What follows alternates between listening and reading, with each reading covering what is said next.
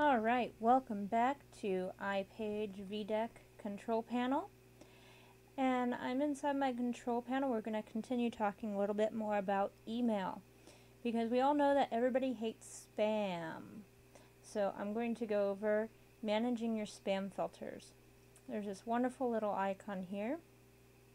It's in your email section. If you click on it, it allows you to select some spam features. For example, you can choose to have your email scanned for spam or not.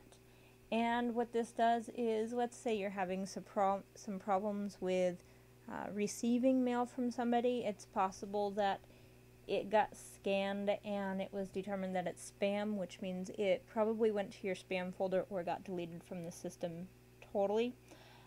So be aware that that can occur. But we all hate spam, so I'm going to say yes, scan my email. Once I have chosen to scan my email for spam, I have these additional options here. So I can save my spam in a separate folder for 7 days, and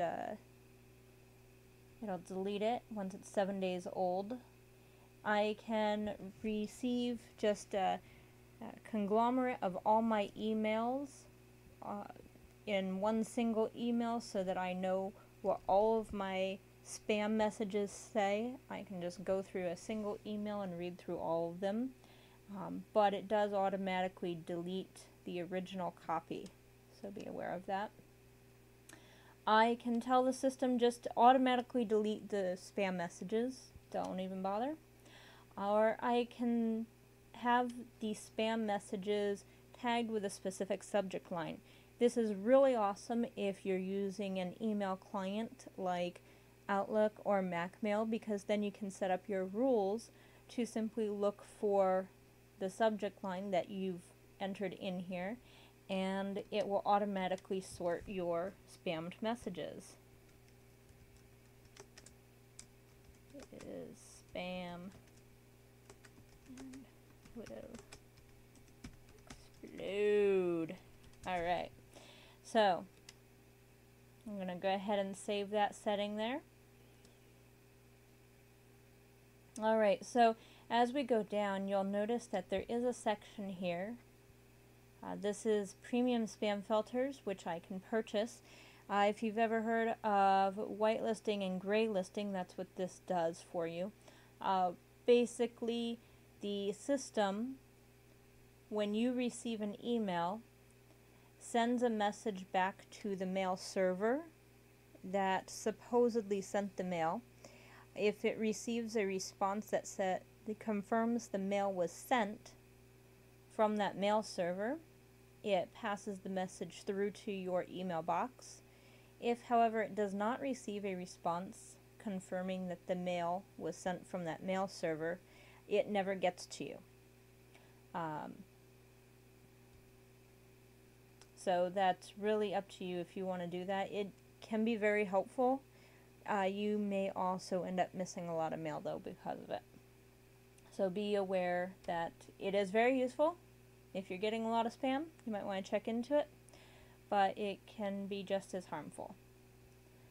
Alright, so whitelisting and blacklisting.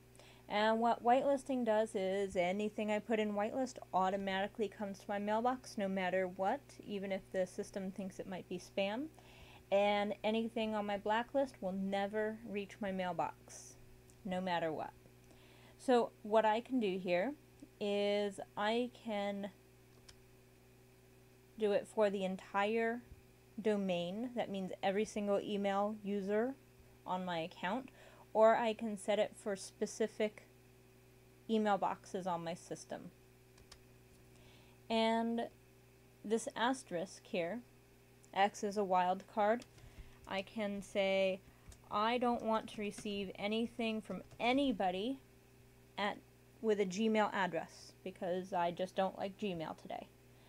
And I can save that. So if I were to send myself something from my Gmail email address account, it will never come through.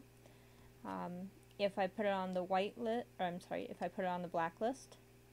So I've told the system that I do not want to receive anything ever from anybody at a Gmail account. But let's say I really like Hotmail for some reason. Okay. And so I can create a whitelist entry for Hotmail. And anytime anybody sends me anything from a Hotmail email address, it will always come to me. So you can use this to